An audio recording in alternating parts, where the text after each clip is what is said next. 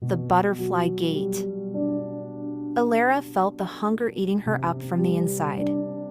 Her cheeks were sunken and her hands trembled with weakness. The people in her village had nothing left to eat. The harvest had withered and the supplies had been used up. Alara dared to make a desperate theft. She stole a piece of bread from the baker's market stall and fled into the nearby forest. However, the village guards were not so easy to outwit. They pursued Alara through the thicket, her cries echoing between the trees.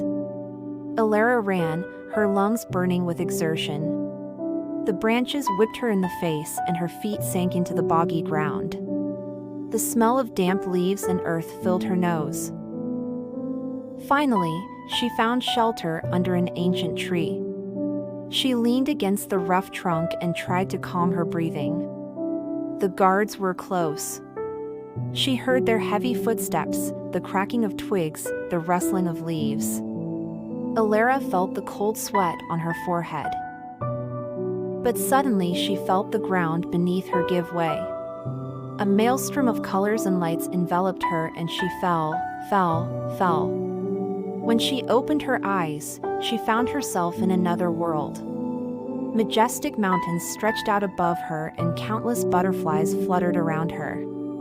The air smelled of flowers and freedom. Alara stood up and looked around. The mountains were covered in shimmering snow that sparkled in the sunlight.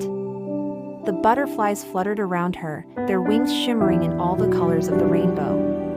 The scent of wildflowers and fresh air filled her senses.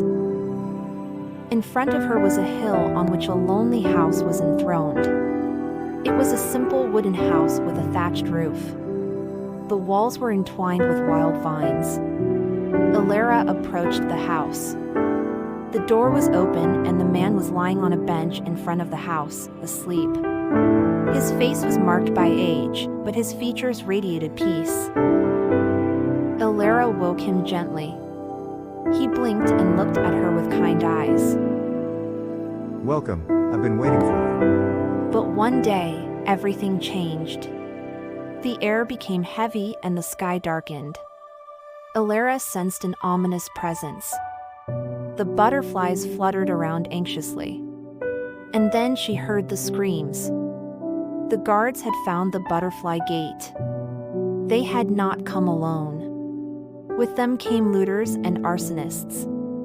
They stormed the house on the hill, their faces distorted by greed and hatred.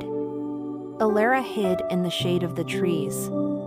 But the old man died that very day in the flames and was buried under the rubble of his house. And so the best time of her life ended with a single strike.